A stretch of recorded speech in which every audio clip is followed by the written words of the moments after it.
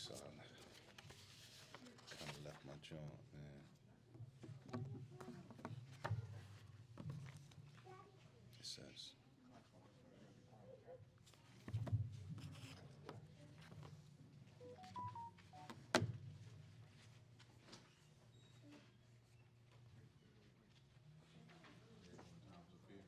Huh?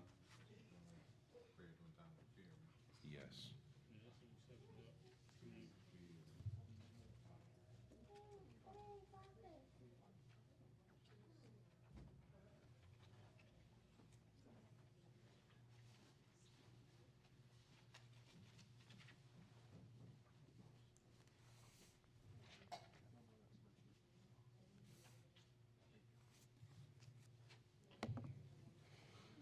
بسم الله الرحمن الرحيم الحمد لله رب العالمين وصلى الله وسلم وبارك على نبينا محمد وعلى آله وصحبه أجمعين أما بعد. Tonight, inshallah, this is the 30th class number 30. Allahu Akbar. I will hope that we could finish before Ramadan, but in order to do that, we would have to do another class during the week, like Monday and what's Wednesday. It would have to be 2 classes per week until Ramadan in order to finish before Ramadan. So it's probably about maybe we towards the end, and is a section here that we probably should save to the end of Ramadan, which is about Salatul Eid, how to pray Salatul Eid. So we probably wouldn't do that anyway now. And we will probably do that at the end of Ramadan, like right before Eid anyway. So I don't know what's going to happen, but excuse me, inshallah. Tonight we're on page, I don't even know what page it is, but we finished combining. Last week we did al-Jambayn al-Salatain, the issue of combining the 2 salats.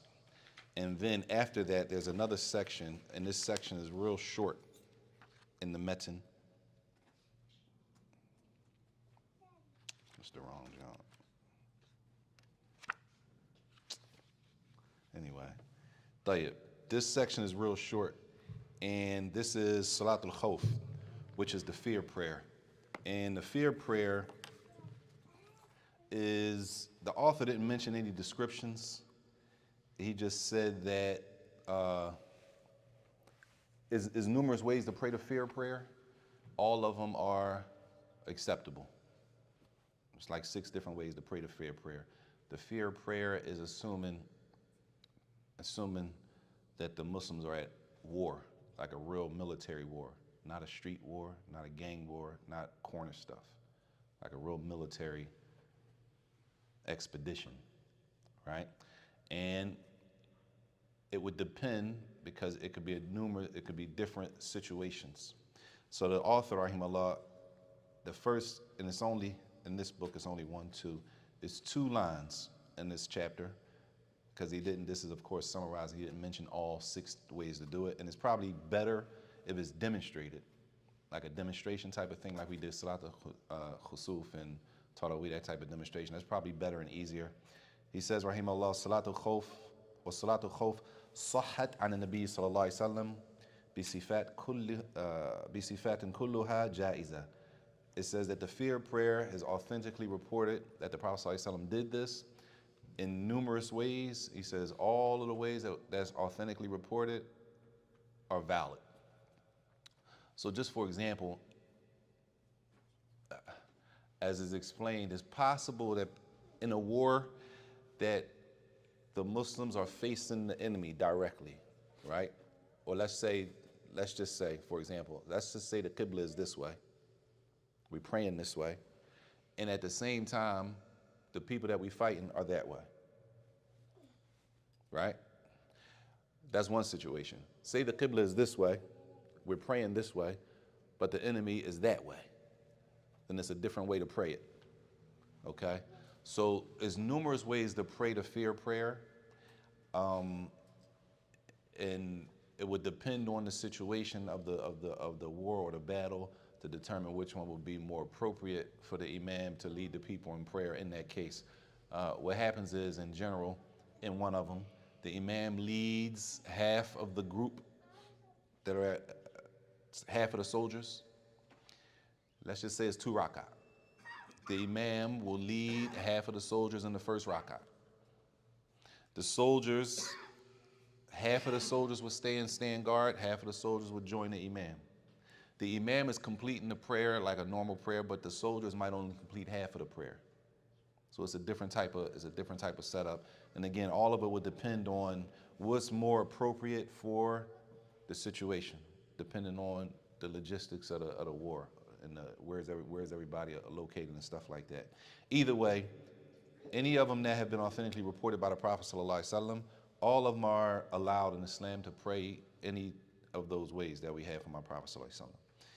Again, the author, rahimahullah, he didn't mention any of the descriptions. He said all of them are ja'iza. All of them are permissible to pray like that.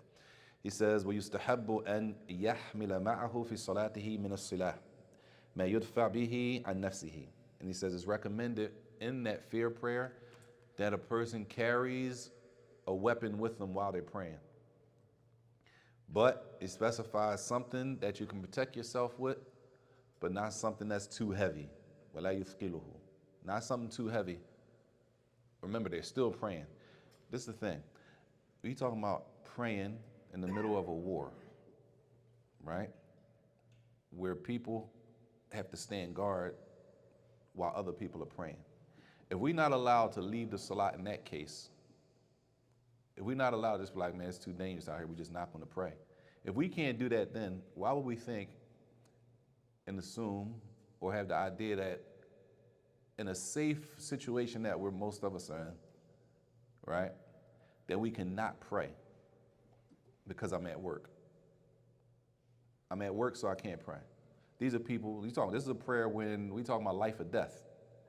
When it's life or death, there's a special way we pray. We still pray when it's life or death. So when it's not life or death, right? If we start off worst case scenario, this is a life or death situation. Then we go a little lighter. Okay, even when I'm sick, even when we're sick, we still have to pray, right? And we have excuse, right? I can't stand up. We sit down. We still praying. I can't sit down. You can lay down and still pray. I can't move. You can still pray with the eye movement. There's no time the Muslim is not praying. If you go all the way to the extreme, in a life or death situation, there's still a way to pray. And even in that case, he says it's recommended to carry a weapon that a person can protect themselves with, as long as it's not something too heavy. He says, kasayfin wa nahwihi. He mentions a sword, and some of the other explanations, because people are not really fighting with swords, they mention, of course, there's different types of guns, but you wouldn't carry the biggest gun you have in this type of situation. It's going to be too heavy. So you have handguns, you have, right? In a case like that. Either way, you're carrying something that protects you. Tayyib. Question. Fadl. Going back to what you said about the imam would lead half, so he's leading the prayer, and there's 20 soldiers, so the first 10 is praying behind the imam, the other 10 is praying. After he performs one rakat, those group that's with him, they're alternating essentially. Like, all right, now y'all go. Right. Yeah, exactly. They're going to alternate. Those first 10 are going to pray with the imam. The imam is going to stay, he's going to stay there. So the imam, and this is just one picture. The imam prays more rakats than everybody else. So if it's 2, they praying 1. They praying 1. After that 1 rakat, they getting up to Yes, but the imam is going to pray at the both rakats. But that's better to see it, because if you listen to all of them, it's like, well, what is that? How does that look? It's better to be able to see it demonstrated. But alhamdulillah.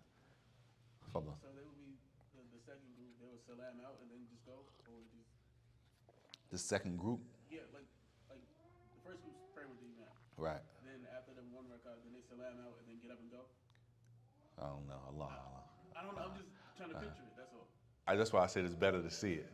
It's a lot. I don't want to mix them up because it's 6 different ones, and I've been looking at a bunch of them, but not really prepared to show you any of them for real, because it's really better to see it. Me telling you is not really. More of a general idea. Yeah, just a general idea. It's not the normal prayer. Right. The imam is going to be doing more than the soldiers.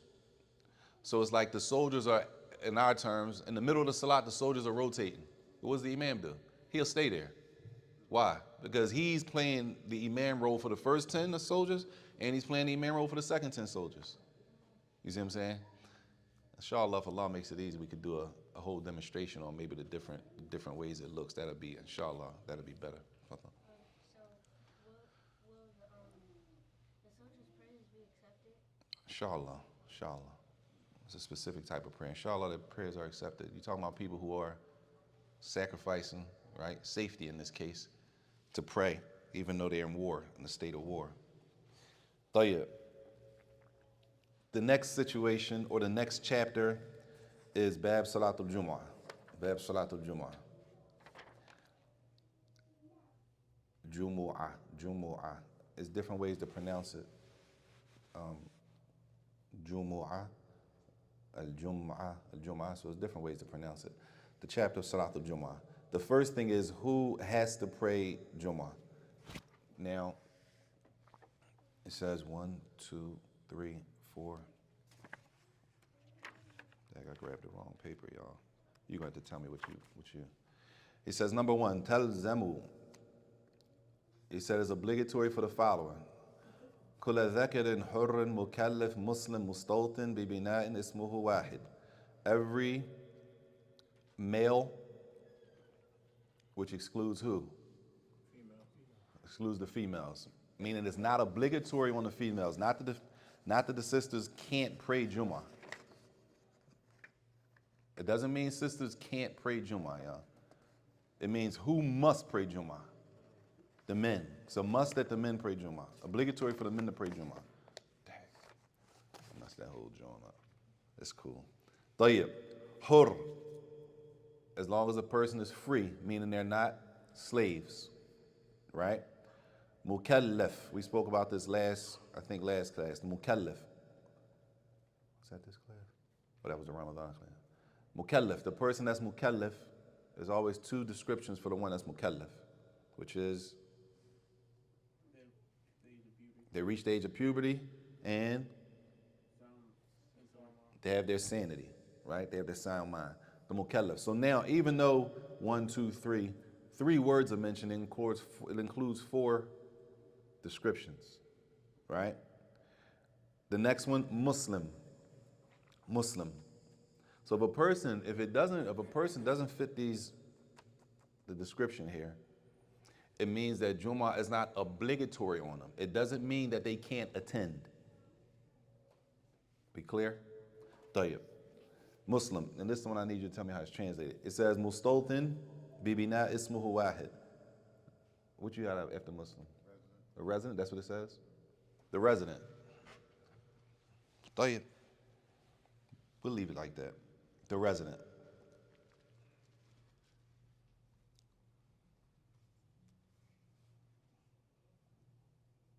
We know what a resident is? Huh? What's a resident? Fadda? It's the actual definition, but it's something like the one who occupies.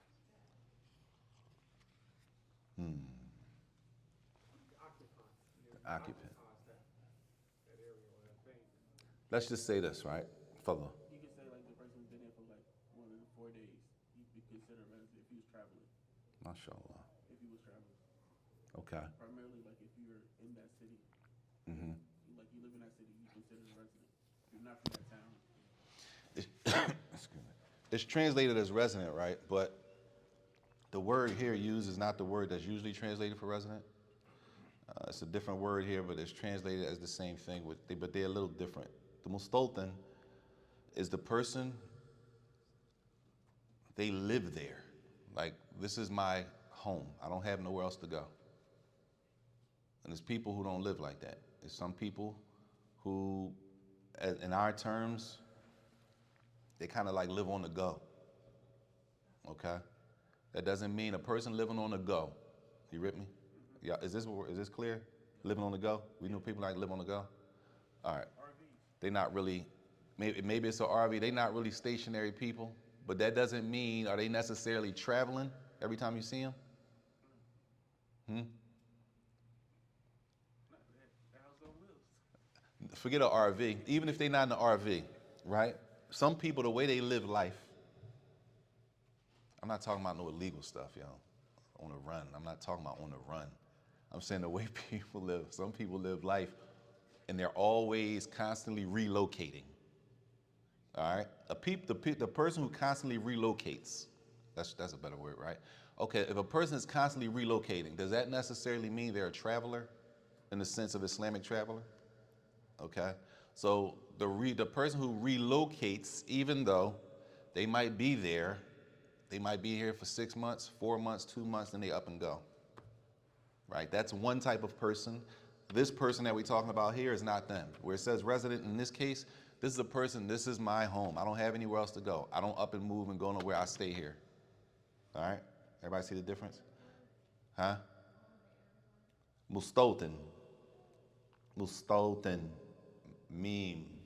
Seen, ta, wow, tha, noon. Mustolten. That person doesn't have another option to go somewhere else and live. Okay, whereas the person who, what did I say? The one moving around? Lives on the go. There was a better word than living on the go. What was the last one? They relocate a lot. All right, they're not the same. Everybody get it? Because a person relocates often doesn't mean every time you see them, every time they walk in the masjid somewhere they're traveling. Doesn't mean that. Does that make sense? Mm-hmm. So it says, and we're going to use the term that's how it's translated, the resident, and they all live in the same city, right? And that city has one name. They live under the same name. Meaning, we know Philadelphia is one city. Okay. There are other cities outside of Philadelphia. And the point that's mentioned in here is that this is assuming that in some areas, because it might not make sense to us now, in some areas, right, the masjid is in the main city. So the people who live on the outskirts, it might not be a masjid on the outskirts of the city. So when they want to pray Jumu'ah, where do they go? They go to the city. Everybody clear? That's the idea for this picture. Because if it's another masjid out in the outskirts, then we don't even have this conversation. All right? That's not the conversation. This conversation is, okay, everybody is one city, even if they scattered out. The city is big, the houses are not close together, but the name is one name. They all live in whatever the name of the city is. Everybody clear? They live there. Not the people who stopping through, not the traveler. All right? So meaning the people that live in the main city. The people that live in the main It's city. obligatory on them. Yes, even if that main city is not a bunch of row houses like we have and everybody's close together. This is a row house city. Everybody's bunched up and close together on top of each other. You go to other cities, it's spread out. It's spread out. They still under the same city. They still apply. It still applies to them, Jumu'ah. The obligation of praying Jumu'ah. We clear? He says, "Laysa bainahu wa bain al-masjid akthar min farsakh." This is the picture. You have the main city and then you have the outskirts, right? On the outskirts, it's no masjid. So in order to pray Jumu'ah, they go where? Into the city, to the main city, right? It's obligatory for the people, he says here. What does it say in there? Abdullah, what the text say? It says, "Walau tafarraq," even if they're separated or spread out. And then what?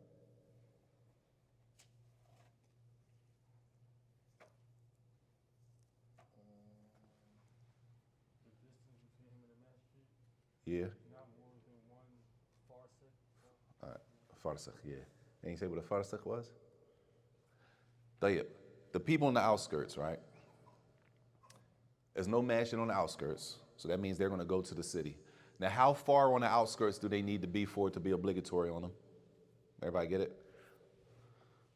Let's just say, when you go outside of Philadelphia, say you get on the expressway, right? Let's say, for example, you get on 76. Let's use 76, going towards King of Prussia, right? Let's just say when you get on 76 from City Line Avenue, I'm sorry, this is for Philly. If you get on 76 on City Line Avenue, going towards King of Prussia, right? Let's just say the first city on the outskirt, everybody with me? Let's just say the first city on the outskirt was 3 miles down the highway. Everybody with me? There's nothing for 3 miles going towards King of Prussia, for example. Everybody with me? Those people in that city would have to come here to pray Jumu'ah to the city, to that masjid that's close to them, to the city. All right? You with me? Again, we get on City Line Avenue, we going outside of the city, right? We going, right? So now, because the idea is that the people on the outskirts, the closest, this is the idea, the closest masjid to the people on the outskirts is 5 miles away. If they're more, the masjid, so let's put the masjid on City Line Avenue. Anybody going up 76 towards King of Prussia, within 5 miles, they have to come to that masjid for Jumu'ah. It's obligatory. After that 5 mile radius, anybody that's 10 miles from that masjid is not obligatory on them. That's the idea. Most of us don't have that problem, but there are people in certain areas, even in America, certain areas where the closest masjid is 45 minutes away. There's no masjid in that area. You see what I'm saying? So that's for that type of situation. If someone were to get caught in a situation like that, if somebody lives in a situation like that, where the closest masjid is far away, it might not be obligatory on that person if there's no masjid in their area. Everybody clear? No, the point is not can I pray, is it obligatory? I can always, right? The distance is going to determine if it's obligatory or not. The distance is not going to, it doesn't determine if it's obligatory if I can get there or not. Yeah, I can get there this week, but next week I can't. That's not the determination. The determination is what's the distance from the actual masjid on the outskirts. From Not to migrate away from the actual subject itself, but it became obligatory based upon the Jumu'ah? based on the distance. Based on the distance. We only talking about distance now for the people in the outskirts. How far are you? The further away they get, assuming there's no masjid out there, y'all. If there's a masjid out there, we're not having this conversation. They got their own masjid. You see what I'm saying? Assuming there's no masjid out there, well, how far are they from the main masjid in the city? It's 3 miles. What's obligatory for them to go? It's 4 miles. They 4 miles away, obligatory. 5 miles, obligatory. Above 5 miles, it's not obligatory. Can they still go to Jumu'ah? Yeah, they can still go. We're talking about the obligation. We clear? Tayyib. Now he mentions the people who Jumu'ah is not obligatory on. Before we go there, right?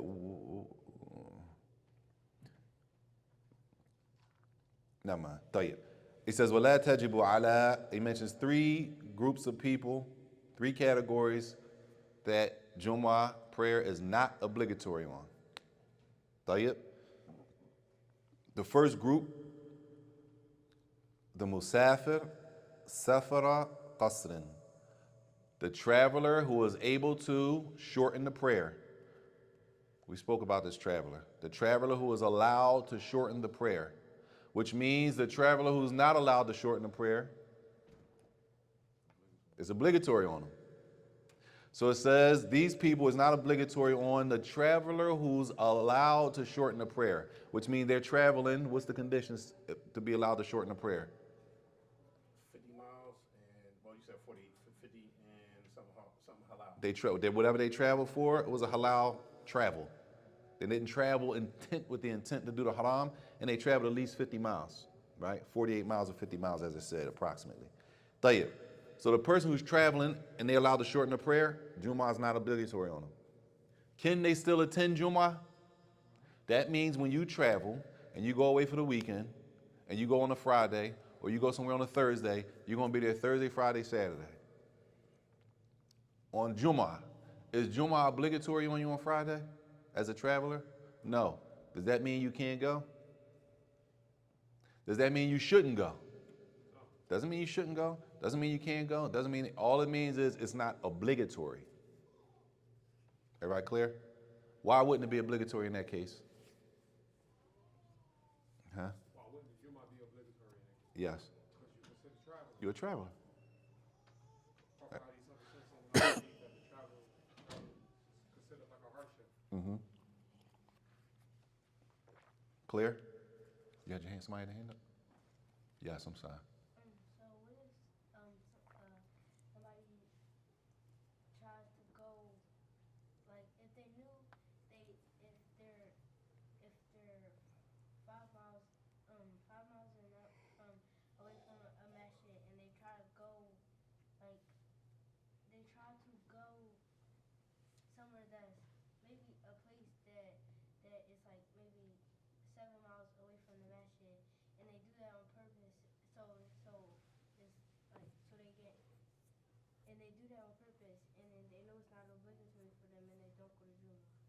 If it's not obligatory, it's not obligatory. It doesn't make a difference.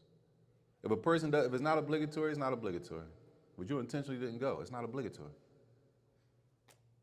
Because something is not obligatory, doesn't mean I shouldn't be doing it. That's important.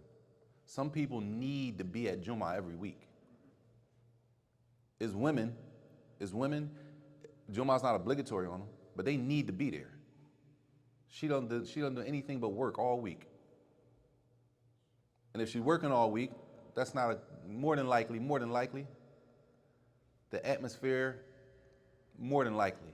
I'm not saying 100%. Now you say that about everybody. I'm not saying everybody.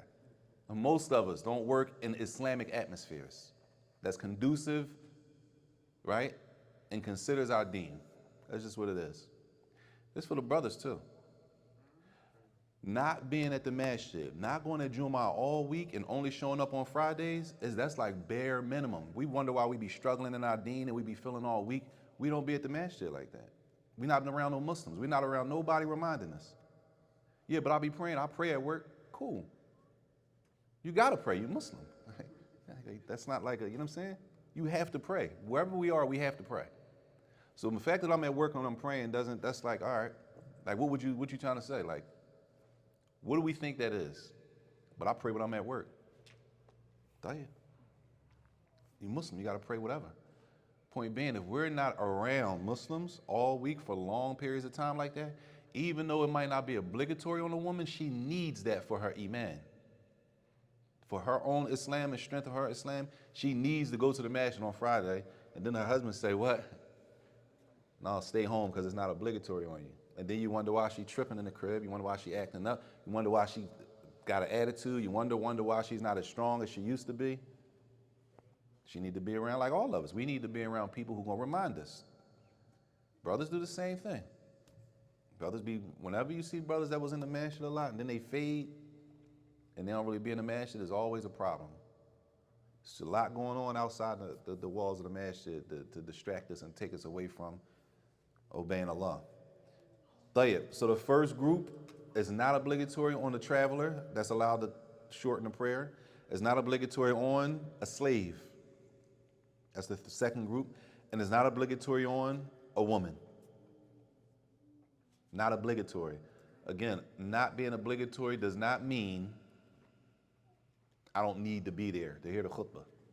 I don't need to be there to be around the Muslims.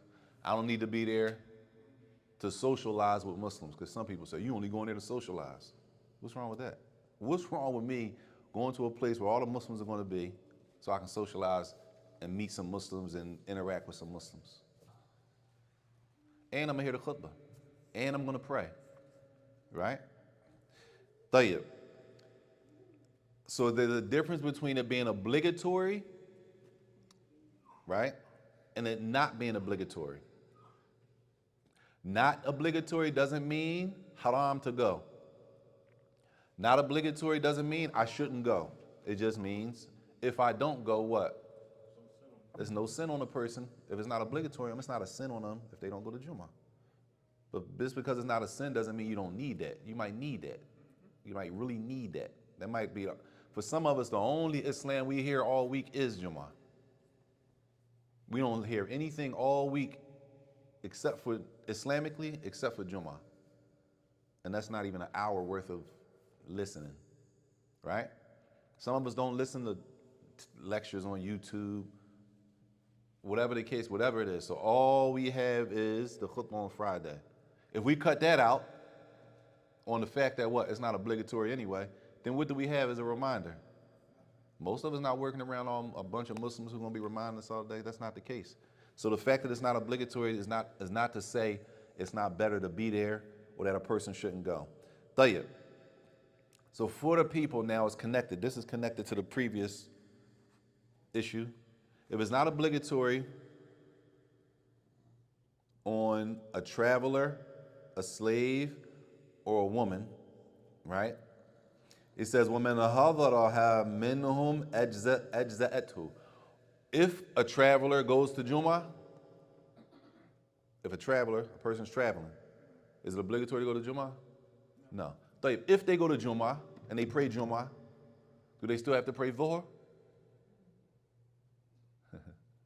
Remember, Jumu'ah replaces Dhuhr on Fridays. I'm a traveler, which means Jumu'ah is not obligatory on me to go to, which means for real, as a traveler, I'm doing what if I'm traveling? I'm shortening what? I'm shortening the Dhuhr, and I'm praying, right? I'm combining Dhuhr and Asr probably. I'm shortening the Dhuhr, praying in 2 rak'ah. Why? Because I'm a traveler, and Jumu'ah is not obligatory on me, right? Tayyib.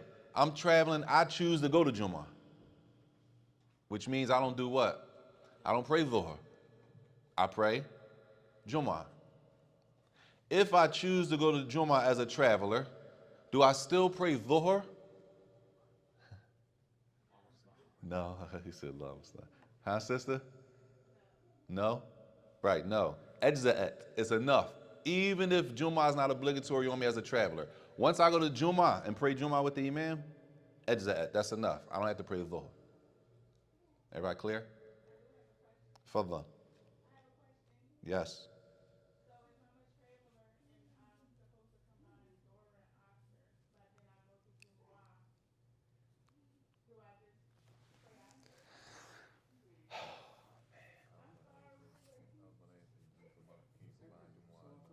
Do you combine Jumu'ah and Asr? Wallahi, man, I got it.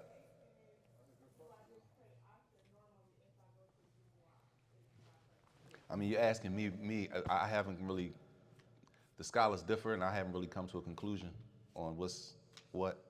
But the ulama differ. What's combined, what we're allowed to combine is what? Dhuhr and Asr. Are we allowed to combine Jumu'ah and Asr? I think she's saying pray Jumu'ah and then just pray Asr. That's what she's saying. She's saying, so if I'm a traveler, normally as a traveler, what would I do? I would pray Dhuhr, 2 rak'ah, and then I would combine and pray Asr at the time of Dhuhr. Tayyib, I chose as a traveler to go to Jumu'ah. So I prayed Jumu'ah, which is still 2 rak'ah. Now I want to combine my Asr, right? As if I was, he's like, Are we allowed to combine Jumu'ah and Asr, or is it only Dhuhr and Asr we can combine? The ulama, the scholars differ, Allahu Alam, but the scholars differ. Some say that the Jumu'ah replaces Asr, and some say that we haven't been authorized to combine Jumu'ah and Asr. Allahu Alam. What should you do? What's the safest thing to do? Just wait to pray Asr this time. That's me personally. I'm on that as of now. As of now, today, it could change for me. It could change. If I get more clarity and I read, and you know what I'm saying, after more research, I feel better, I'll combine Jumu'ah and Asr. But as of now, I would pray Jumu'ah and I would just wait and pray Asr, me personally. If people did that, I wouldn't, if somebody next to me stood up and prayed Asr, I ain't tripping. You know what I'm saying? I'm saying me. 2, I'm still traveling, so Asr still, when it's come time for Asr, I'm still praying 2. That means you're combining. If you prayed Asr 2 rak'ah after Jumu'ah, that means you're combining Asr at the time of Dhuhr, really. Right? And that's the issue. So, Allah Alam. Tayyib. So if a person, and I want to know how you translated this next part. If a person is a traveler, not just a traveler, any of the 3 people who Jumu'ah is not obligatory on, the traveler, the slave, or a woman, even if a sister, she traveling, right? Jumu'ah is not obligatory on her. But say she went to Jumu'ah, then she don't have to pray Dhuhr. Any of those 3, the three categories that it's not obligatory, the ruling is the same. Tayyib. It says, Ejza'atu, you reading that, Qasim? What does it say right there?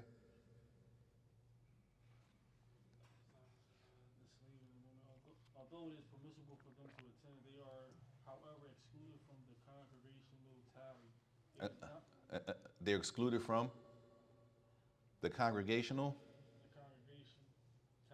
tally, and then it stops there. No, it is not permissible for them to lead. All right, tayyib, khalas. The congregational tally. All right, even though the traveler or the woman, or if it was a slave, even though it's not obligatory on them, and they go to Jumu'ah, well, as a traveler or whatever, right? That means they don't have to pray what? They don't have to pray Dhuhr, Salatul Dhuhr, right? But that woman, and even though this comes a little early, that woman or that traveler, they're not people. Dang, man. The congregational tally. All right, remind me when we go further to come back to that, because it'll make more sense when we get there. That issue is mentioned a little later, and I don't want to confuse nobody. So we'll come back to that. Tayyib. So either way, those three categories, the woman, the slave, or the traveler, right? It says, he says, وَلَمْ يَصِحْ أَنْ يَأُمَّ فِيهَا. It says it is not, the Salatul Jumu'ah is not valid if one of those three categories led the Salatul Jumu'ah.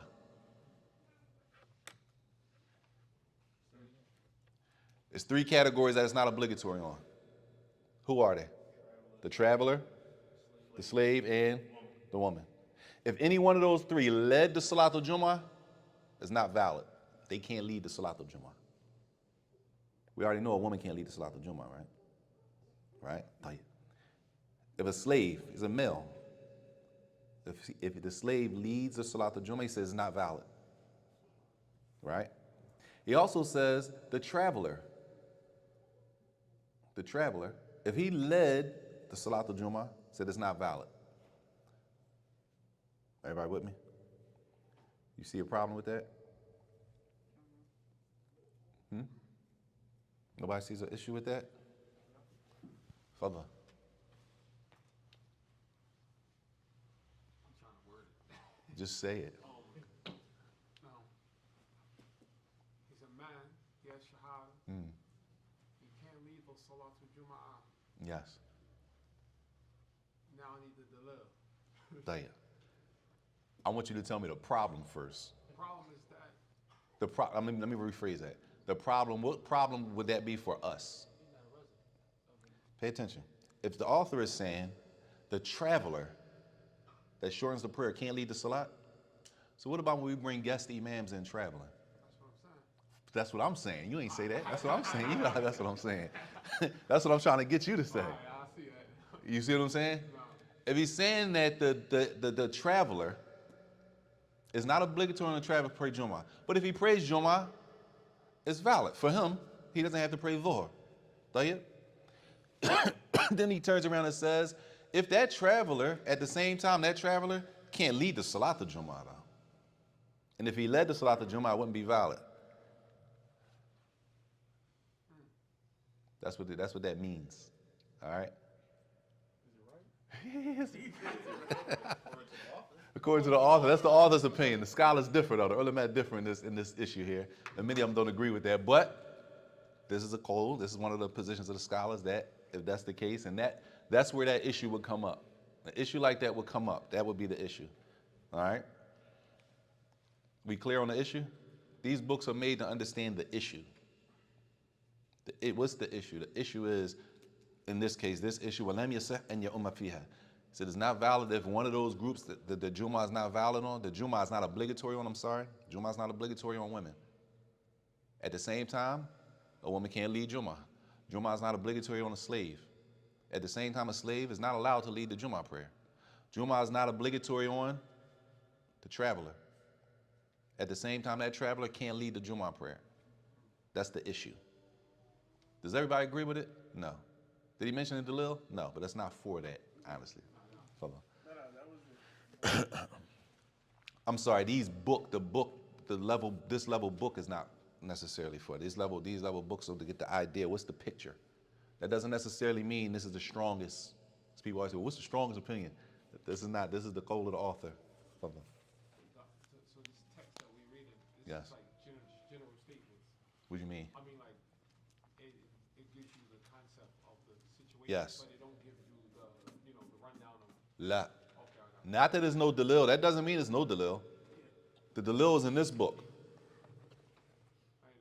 But that's not how you study fiqh. You don't study fiqh by going through big books like this. You got to be going through the small metin first. Then when you master this and you got the concepts, you move to the next level. And the next level is going to be more detail. You master that level, you go to the next level. It's going to be more detail. You don't never start off with everything connected to the issue in front of you. You with me? And that's why these books are small. They're supposed to be for real. They're supposed to be memorized. These level books are books of hifz, memorizing. That's why you always have the surah, you always have the picture here. What's the dalil? Then we move up, boom. All right, let's go to the next level book with the dalil in it. Further. I was gonna say way back, like in class 1, you had mentioned that because you know that was something that you started off with, that it's specifically written this way, that it's not going to be the dalil Right. in the books because of the way that the books is taught. Right, because it's taught like that. Not that there's no dalil. The author is saying this based on dalil. This is just not the book. He didn't put it in here because this level book is like a, if we could say, like they say about Ibn Qudamah, rahimahullah, his books. This is like a 9th grade, it's a freshman book. You know what I'm saying? Then he got another book, a sophomore book. He got a junior book and a senior, and that's how it's lined up. So this is, as we say, what you call it? As we say, entry level. Like, طيب. He says after that, وَمَنْ سَقَطَتْ عَنْهُ لِعُذْرٍ. And whoever is excused from Jumu'ah because of an excuse, we spoke about the excuses, right? Did we? Did we speak about the excuses? Yeah, we spoke about the excuses for Jumu'ah. The same excuses for Jumu'ah are the same excuses for missing the congregation. The whole chapter we did about the excuses, the valid Islamic excuses for missing the congregation and Jumu'ah. Like what? Illness, a person sick, Heavy rain. heavy rain, Just so keep close. for Jumu'ah? Yeah. La, No. la. A person who needs to use the bathroom when the food is served and you're hungry. Remember, it was about 11 different things or something like that. Fear of something like losing your money. Fear of losing something. All right. A bunch of fair ones. All of those that were mentioned, those excuses for missing the congregational prayer, applied to missing Jumu'ah. That's why the whole chapter was Al-A'dhar al-Musqita lil-Jumu'ah wal-Jama'ah. That chapter. That chapter where the excuses, where the obligation of praying Jumu'ah is dropped off of a person, and the obligation of praying in congregation are dropped off a person. Right? It was first one, the first one was sick, marid. Number 2, when mudafi ahad al-akhbathain, a person had to use the bathroom. They had to use the bathroom and they missed the whole Jumu'ah, right? There's no sin. Food is served and the person is in need of that food. All of those reasons apply to missing Jumu'ah. So now, and this is why it's important, because the chapters are connected. So the author doesn't mention all of the excuses again here. He just says, whoever the obligation drops off due to an excuse, one of those excuses, right? That's already been mentioned. Tayyib. He says,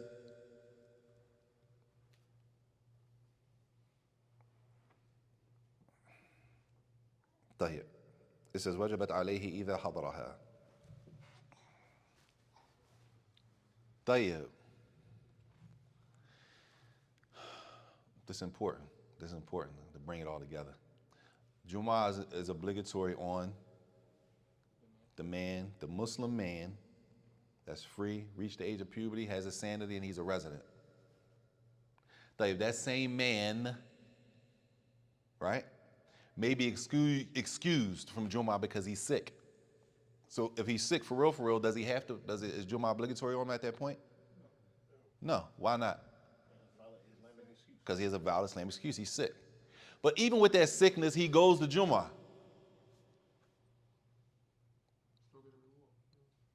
Everybody with me? He didn't have to go to Jumu'ah. But the fact that he went to Jumu'ah, once he goes, now it's obligatory on him while he's there. So he basically made obligatory back on himself when he did what? When he went to Jumu'ah. If he would have stayed home in the house sick, it's not obligatory on him.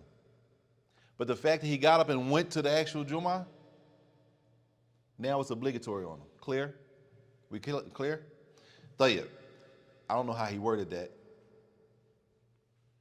How did he word that? He who is excused from the Friday prayer due to a valid reason must perform it if he does manage to attend it. Good. If he does manage to attend the Jumu'ah, if he does manage to get up even though he's sick and go, it becomes obligatory now. Know what he say after that? Must perform it if he does manage to attend it and he is included in the tally. Yeah, the tally. Y'all know what a tally is? Sisters, what's the tally? The amount of something. The amount of something, Sheikh, yeah. So tally these, we gotta tally these Jones up, man. The ending count. The end count, we tallying up. Let's tally these up. Tell you. Before he said the congregational tally. All right. Let me not forget that. Congregational tally. The congregational tally. All right? Because he mentioned tally twice now. طيب. Next issue. He says, وَمَنْ صَلَّى الظُّهْرِ مِنْ عَلَيْهِ وَظُهْرُ الْجُمْعَةِ قَبْلَ صَلَاةِ الْإِمَامِ لَمْ تَصِحْ. So let's just say Jumu'ah is obligatory on a man. Right? It's obligatory. You ready? He says, for the man, we saying man because the issue is for the person who Jumu'ah is obligatory on. Man salla dhuhr, whoever Jumu'ah is obligatory on, that man that Jumu'ah is obligatory on, and he prays Salatul Dhuhr. He prays Salatul Dhuhr. It's Friday, right? He's supposed to go to Jumu'ah. But what does he do? He prays Salatul Dhuhr before the Imam prays Salatul Jumu'ah. You with me? Let's use time so it's clear. Right now, let's just use our time. We pray like 135, 140, 145. You know what I'm saying? 147. Yeah, 148. Let's just say we pray at 145, right? But what time does Dhuhr come in? Dhuhr comes in at 12:15. Let's just say, like 12:15, right? So the man is home, and I'm only saying this to be clear, y'all. All the masjids in the area pray at 145. Because I don't want nobody, we could have just went there, just so we get the idea, the concept. Everybody prays at 145. But Dhuhr came in at 12:15. The brothers in the house, it's obligatory for him to go to Jumu'ah. And he gets up and he prays Dhuhr at 12:30. He prayed Dhuhr before what? Before the Imams prayed Jumu'ah. That Dhuhr is invalid. Everybody clear? Why? Because he could have made Jumu'ah. Because he could have went to Jumu'ah. Jumu'ah. Tell you why. I was gonna say because it's obligatory for him to go to Jumu'ah, but does he have a reason to not go? We don't have no reason. Ain't no reasons connected. Just why is that Dhuhr invalid? Somebody else had their hand up? It was obligated for him to go pray Jumu'ah with the community. Tayyib. With the Jumu'ah. Tayyib. So that's why it's invalid. Anybody else? Sisters, y'all wanna save him again? Because he didn't who?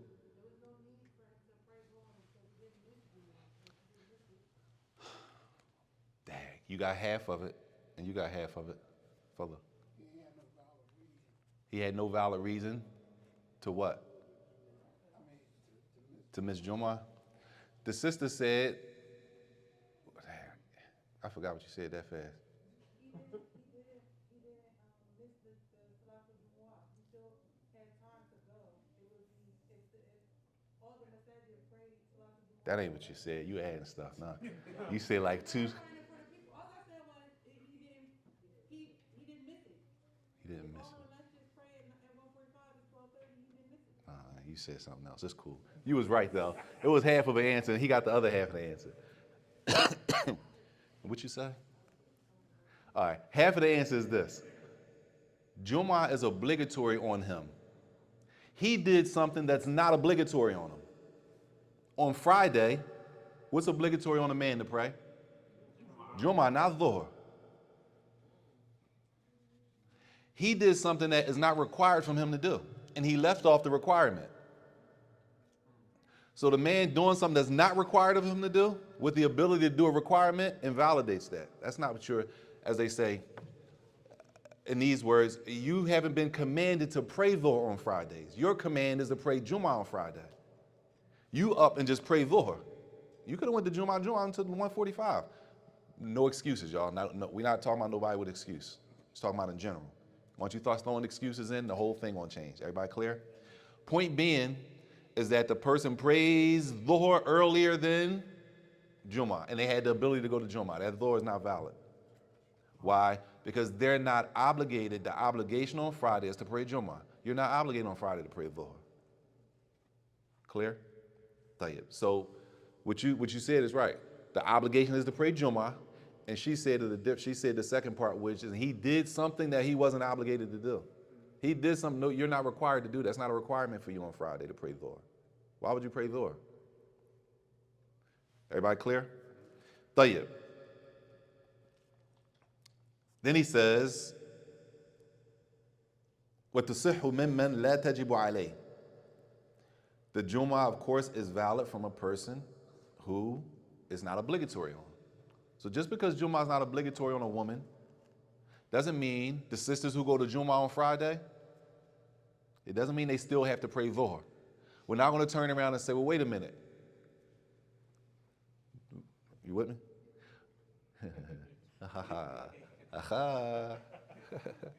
We're not going to turn around and say, well, wait a minute, sister. You're required to pray Dhuhr on Fridays. Right? She's a woman. Jumu'ah is not obligatory on her.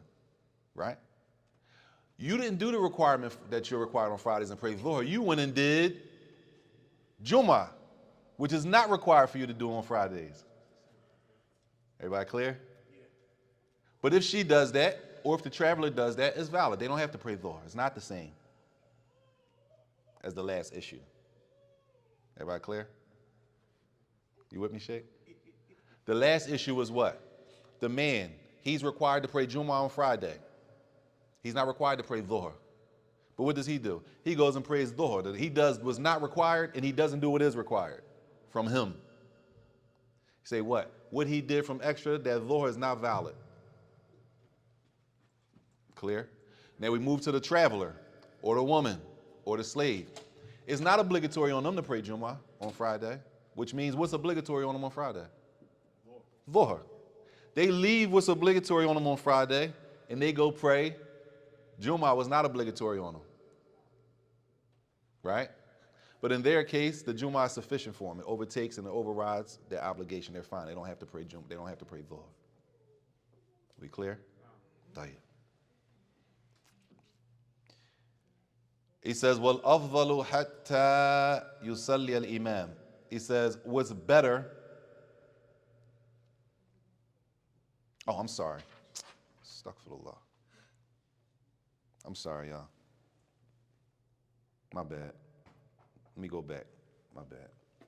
It was my bad. Ma'alish, hold on 1 minute. I got to fix that. Tayyib. You ready? It's my bad. I made a mistake. The man who prays Dhuhr early, right? The man who prays Dhuhr early on a Friday.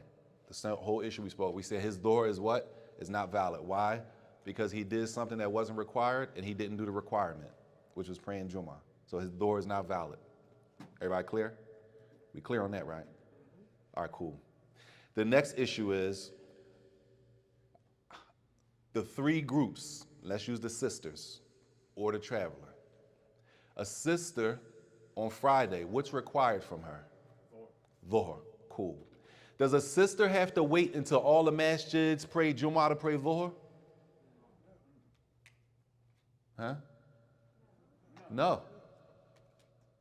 Does the traveler have to wait until all the Dhuhr comes in at 12:15? The masjids don't pray Jumu'ah until 1:45.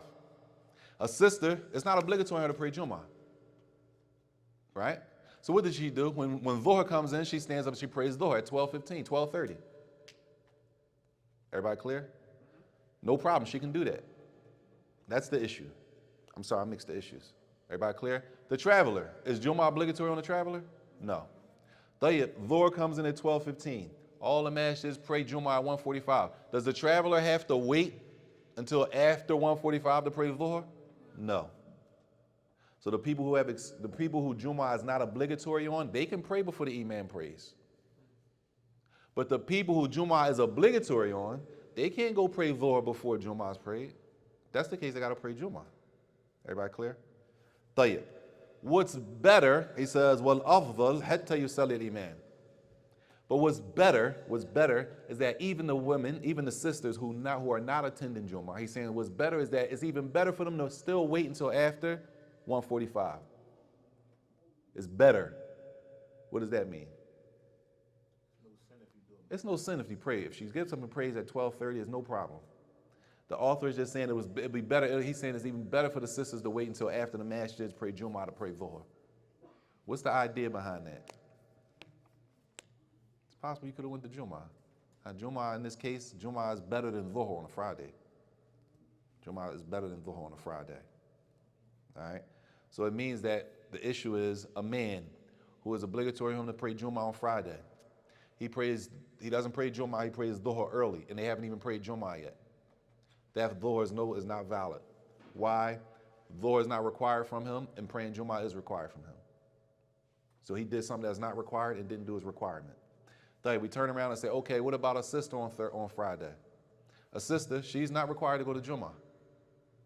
Does she have to wait until after they pray Jumu'ah to pray Dhuhr? No, she can pray Dhuhr when Dhuhr comes in, no problem. But on top of that, it's still better if she will wait to pray Dhuhr until after they finish praying Jumu'ah. If she's able to do that and it's easy, alhamdulillah. If she's not, no problem. We clear? I missed that issue. Fadl.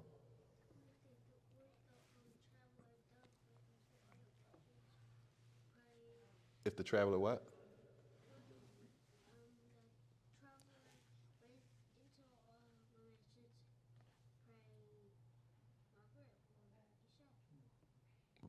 I didn't hear the question.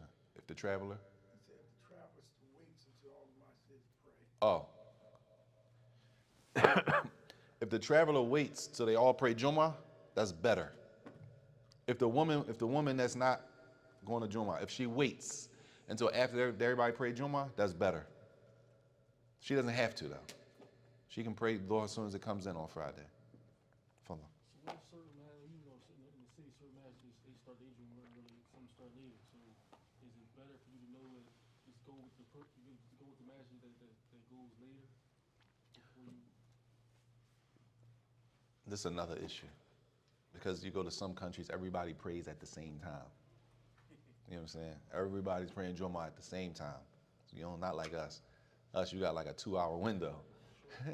People starting early and people starting late. Allah Alam. But let's just say I know for sure my masjid, as we say, my masjid pray at 1:45. Then why would you be in the house and pray Dhuhr at 12:30? You can't do that. You don't have the option. Jumu'ah for those people it's obligatory. It's not an option. It becomes somewhat of an option for a traveler, right? He's traveling, he don't have to go to, right? Somewhat of an option for a woman. Not for a man, a resident, he's Muslim, he got his senses and everything. There's no option. So you can't just get up on a Friday and be like, I know they pray at 1:40, I'm gonna just pray Dhuhr today, man. You know what I mean? It's not like that. From what I'm hearing, my level of understanding of hearing, okay, you can't pray the Jumu'ah. I mean, you can't pray the Dhuhr if you know you could make it to Jumu'ah, and if you do, then you wait to if you're at work or something. I'm gonna give you a good example of my situation one time. I was working in New Jersey, and I was doing training for a job. Okay. And the training fell on a Friday. And it was a new job, like first day of training. Right. So I didn't tell them at the day that I'm going to do my own Friday. I went to the training, and I thought I was going to make it for the Jumu'ah, but I didn't. Right. So I stayed in the training. Okay. The training. So I prayed before Jumu'ah came in.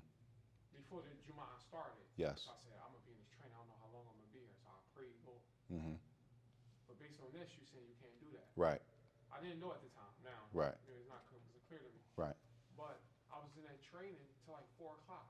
Right. Non-stop. And you would have missed Dhuhr anyway. Door, and then went into hospital.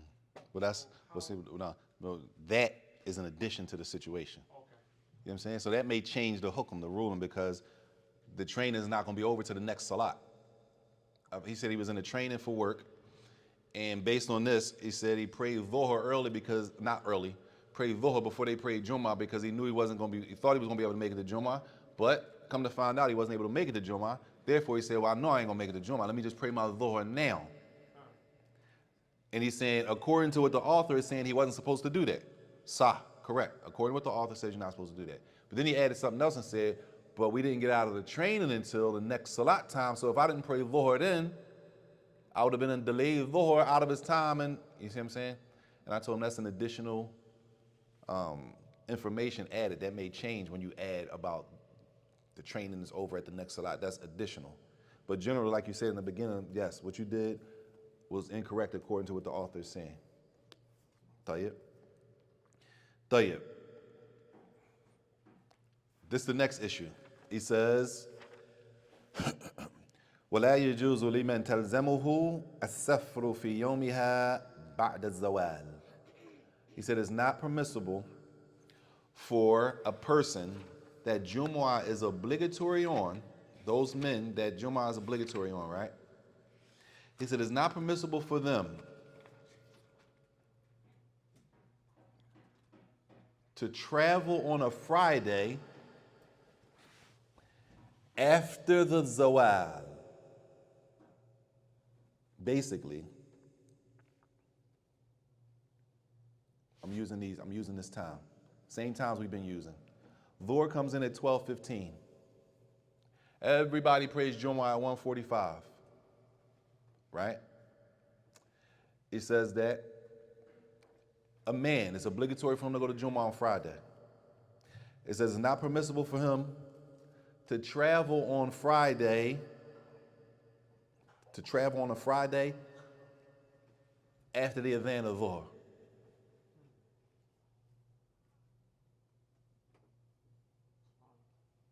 You with me? After the adhan of Dhuhr, he says it's not permissible for a man to travel. It's obligatory on him for Jumu'ah. It's not permissible for him to travel after the adhan of Dhuhr until when?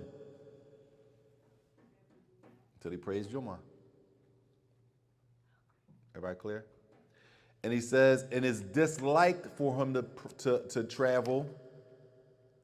Oh, he didn't put that here. I'm sorry. Oh, it's here. See, that's the tet, that's the shara. This is not in this is not in the text, right? I'm gonna just read it because so the author is saying in this issue here, La yajuz, it's not permissible for a person, a man that Jumu'ah is obligatory on. It's not permissible for him to travel basically after the adhan of Dhuhr is called on a Friday. So that means you need to get on the road to go to New York when? On Friday. We going to New York Friday? What time we need to leave? Before Dhuhr. Even if we left before Dhuhr though, he says, وَقَبْلَ الزَّوَالِ يُقْرَأْ إِن لَمْ يَأْتِي بِهَا فِي طَرِيقِهِ. Basically, he says, and even if he traveled on a Friday before Dhuhr, if he gets on the road and he's not going to pray Jumu'ah on the road, and he's going to miss Jumu'ah while he's traveling, he said it's disliked to do that on Friday morning. To travel before Dhuhr, and you don't have the intention of stopping and praying Jumu'ah. So it's twofold. You got Dhuhr. He's saying traveling on a Friday before Dhuhr. What's the hukum? Disliked if you're not going to pray Jumu'ah on the road. On your way wherever you're going, you going to stop and pray Jumu'ah? Yeah, we can stop off in such and such and pray Jumu'ah with the brothers. All right, cool. It's not disliked. But if you're going to go and you're going to get on the road and you're going to ride on the road and you traveling the whole time, y'all not stopping for Jumu'ah, it says disliked to do that on a Friday morning before Dhuhr. Before the adhan of Dhuhr. After the adhan of Dhuhr, he's saying what? It's not allowed. It's not permissible to do that. Not permissible to travel after the adhan of Dhuhr, right? And then you're going to get on the road and travel. He says it's not permissible to do that. Everybody clear? If you start your travel before, he's saying it's just disliked. Right? It's disliked. It's disliked, not, pay attention. Is disliked with the intention of not traveling with the intention of not stopping to pray Jumu'ah on the road. What if your intention is to stop and pray? Yeah, we're going to get on the road before Dhuhr, but we're going to stop down in Maryland and pray Jumu'ah with them. Cool. Yeah, we're going to get on the road before Dhuhr, but we're going to stop in New York and pray with the brothers there, and then we're going to keep going up to Massachusetts. Everybody clear? Further. So what if the traveler doesn't know that it's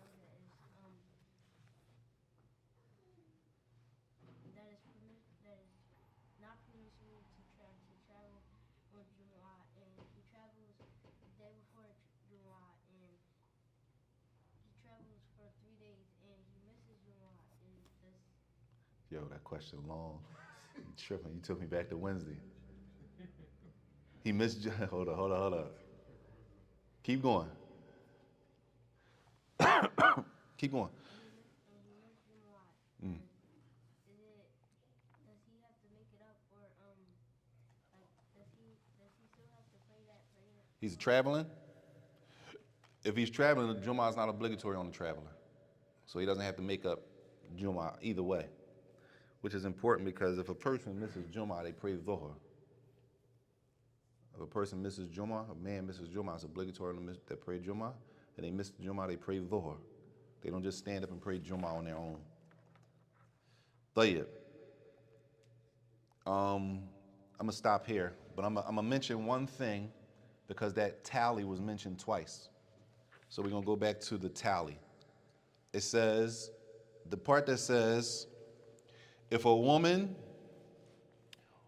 or the slave or who?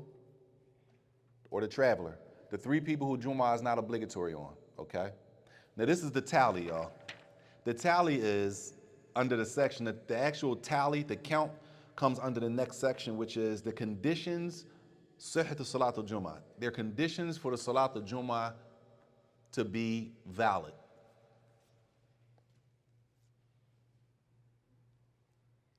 For the Salatul Jumu'ah to be valid, there are conditions.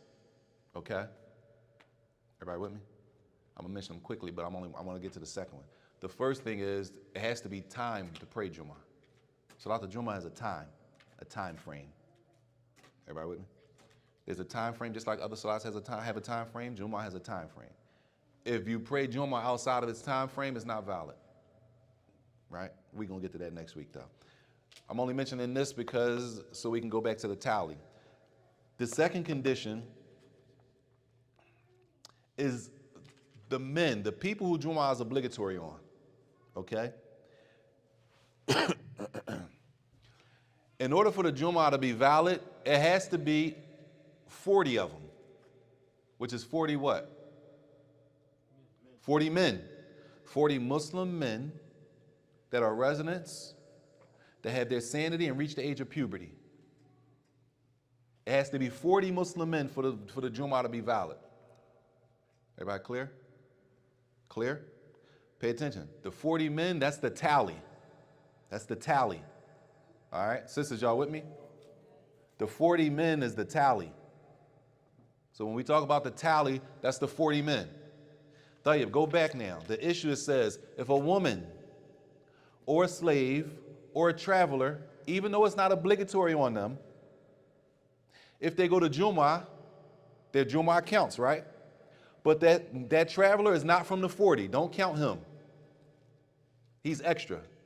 That woman is not from the 40. Everybody clear?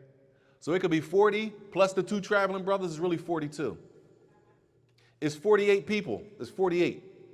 But you got 10 brothers traveling. It's still 48. We don't count them from the tally. They're excluded from the tally. Right? It's 50. How many people was at Jumu'ah? It was 50 brothers. Alhamdulillah, it was 50 brothers. But you had to add another 20 sisters. Okay, it was 70 people there, but from the Jumu'ah tally, as they call it, from the Jumu'ah count, it was 50. Why are we not counting the traveler? Because he's not from the people that it's obligatory on. We're not counting the woman, not because we disrespecting women. Y'all don't count women. No. The woman is not from the people who Jumu'ah is obligatory on. Therefore, the tally in the bare minimum of 40 people, we don't include the people who it's not obligatory on. Everybody clear?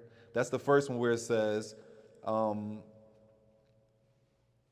ولم ينعقد به. It says, and if وَمَنْ حَضَرَهَا مِنْهُمْ, whoever attends Jumu'ah from the woman, a slave, or the traveler, is valid. It counts for them. The Jumu'ah counts for them, but they're not part of the tally. Then further down he says, He says, and whoever min sakata anhu li udhr, whoever Jumu'ah drops off because of an excuse, right? A person is sick. Person is sick. So the man that's sick, all right, I'm gonna start from the top. You ready? Because this is the last thing we're doing. A Muslim man. He's a Muslim. It's a man. He's a resident, right? He's sane and reached the age of puberty, right? Is Jumu'ah obligatory on him? No. Obligatory on him, right? Those are the conditions, right? Everybody with me? Like that same man is sick on Friday. That same man is sick on Friday. Is Jumu'ah obligatory on him? No. Huh? No, I'm saying yes. I'm listening to I'm trying to get. Oh, all right. I'm not saying yes. I concur with that. Oh, all right. No, that's a question. Is Jumu'ah obligatory on that same man that's sick?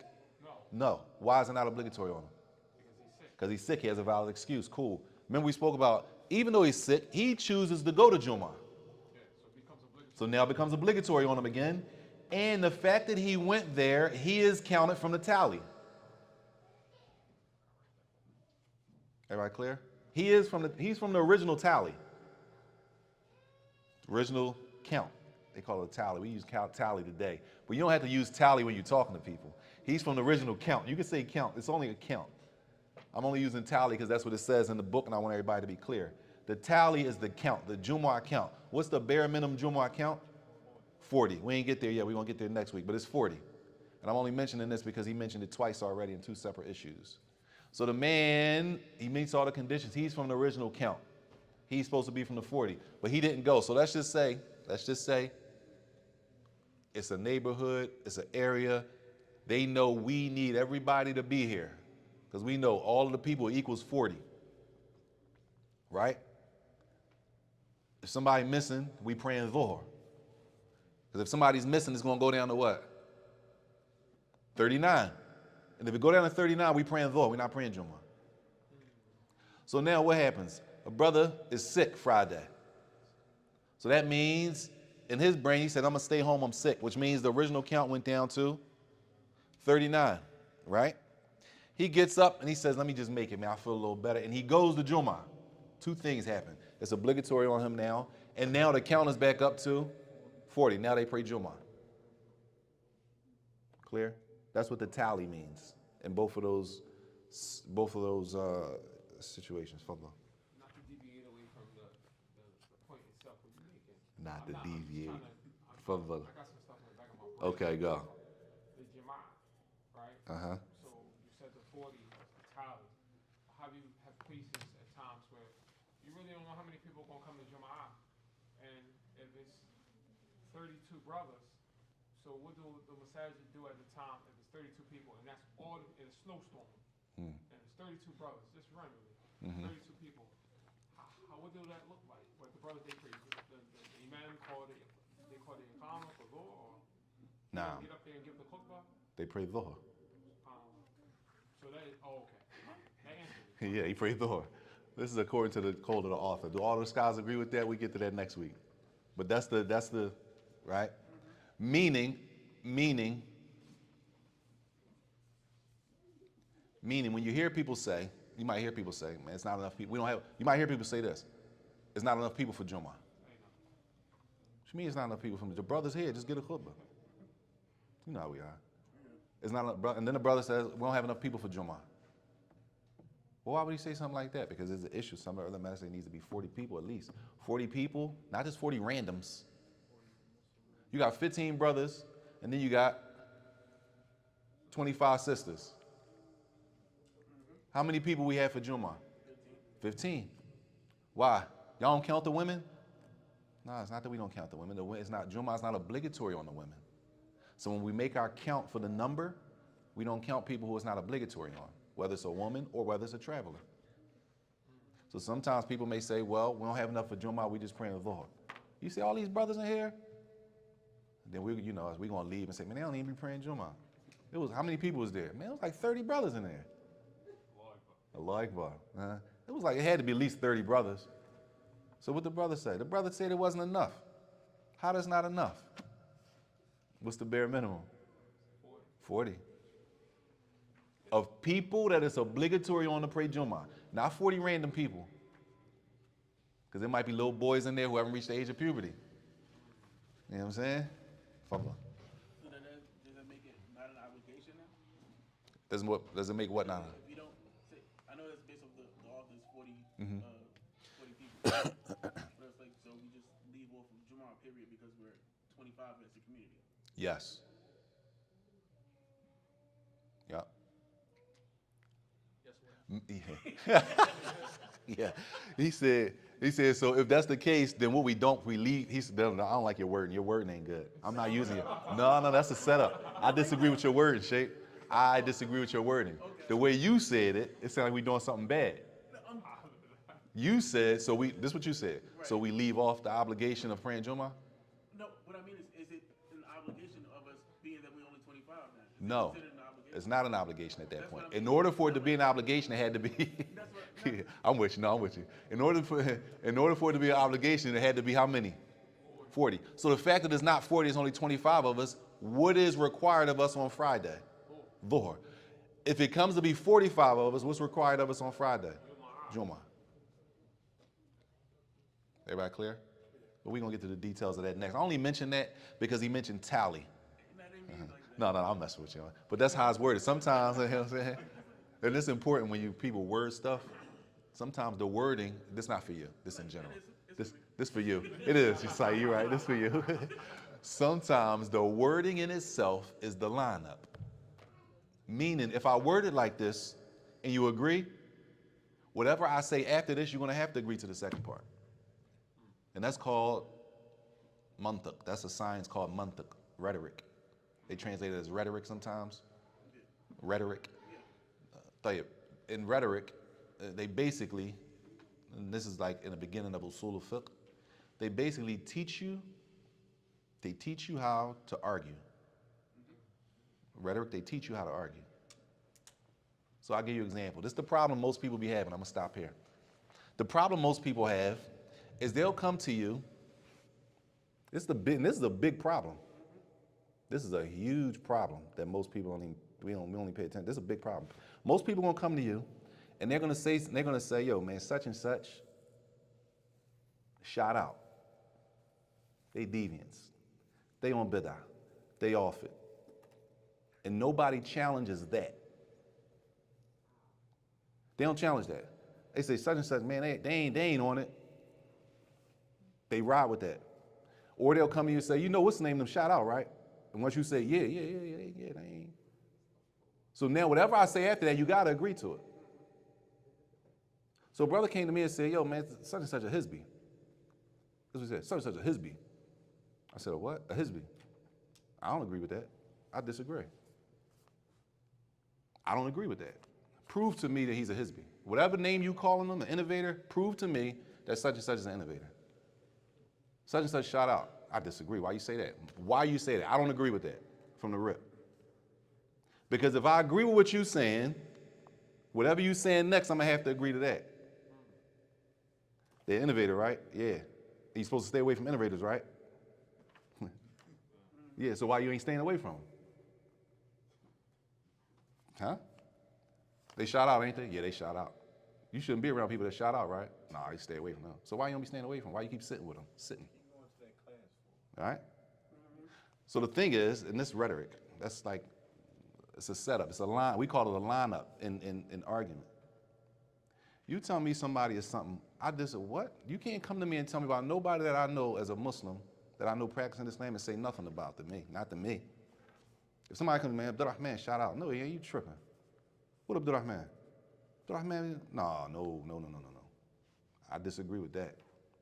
I ain't taking that. I'm not taking that. Why? Why you say that? I'm just saying, you ain't never seen him, he be down such and such. He worked down there. You see what I'm saying? But as soon as you agree, Abdurrahman shout, yeah. Now the next thing, I'm going to have to agree with you. And that's a big problem. I wasn't trying to say you was trying to line me up. I'm saying from the way things are worded, it leads to something else. That's why wording is very important. Wording is very important. And one word could change the meaning of the sentence. It could change the ruling. It could change a bunch of things. So wording is super important. Follow. No, it just reminds with this setup. It reminds me of Imam Muslim, rahimahullah, with Imam Bukhari. Imam Muslim and Imam Bukhari, they both had the same teacher. Imam Muslim teacher, he gave gave him a certain amount of hadith to put in like a book or something. Imam, when he started speaking ill of Imam Bukhari, Imam Muslim went back to him and said, "Nah, give me back those narrations. You can't prevent these in your book because you speaking." Basically, he fabricate these things about Imam Bukhari. About Imam Bukhari. So he didn't agree with him. Right. And it just made me think about the situation of like, now you have time, a person lesser than with no knowledge basically, they will agree with a person right off the rip. Right off the bat. Without even verifying. We Muslim. The reputation of a Muslim is a sacred thing. I'm supposed to protect your reputation at all costs, yo, until it's proven otherwise. And then if that's proven, it's a way to go about it after that. You can't come to me and just start talking about random Muslims, and I'm supposed to agree with you? Like, you know what I'm saying? You're not, we're Muslim. The Prophet said there's 3 things haram. Haram. Right? What did he say was haram? Every Muslim, on another Muslim, 3 things haram. All his blood, his money, and his honor. What is honor, though? His reputation, a person's name. You can't just walk around saying stuff about people. Like there's no repercussions in Islam. It's like there's no repercussions. Like there's no repercussions, y'all. As if I could just come and say something about you and there's no repercussions, just it. I said what I said. That's not Islamic. And people think that that's the thing. I said what I said. Well, Yom Kiyyamah, you got to eat, You wear that Yom Kiyyamah since you're that bold to go against the statement of the Prophet. Such and such is this. No. No, he's not. This sister, she's this. I disagree. I don't know her to be that. Why would you say something like that? You need to prove. You need to prove that such and such is what you're saying they are. I don't have to agree because you come to me and tell me anything. Right? What if you like a Muslim and somebody is telling you this is like somebody now? Like, say you used to come to me and say, Carlson, be careful around such and such. I would explain to you. I would explain to you why I'm saying something about another Muslim. I'm telling you, be careful when you go around these people because this is what they do. And this is what Islam says. Allah said this and the Prophet said this and this is what they're saying. And this is what they're doing. Be careful. I'm not saying they're not Muslim. I wouldn't go near them. I just wouldn't go near them. Allah said this, the Prophet said this, but they doing something else. That doesn't look like what we supposed to be doing. So you go, be careful. I tell you to stay away from somebody, I should be able to tell you why. It's real easy. Islam is real easy. But I'm not saying we lining each other up, but the way we word things sometimes is a lineup. Where if I say this, I know you got to agree with the second part. And that's what they call rhetoric in usul al-fiqh, ilm al-mantiq. So we stop there, inshallah. Wa sallallahu wa sallam barak ala nabiyyina Muhammad wa ala alihi wa sahbihi wa sallam. Yes.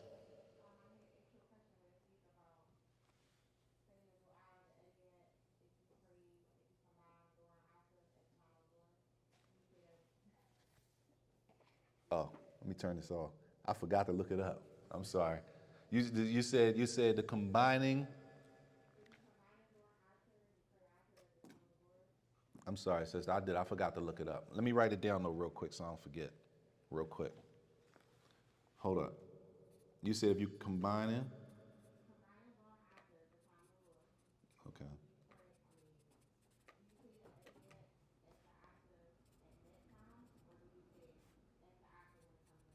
Okay.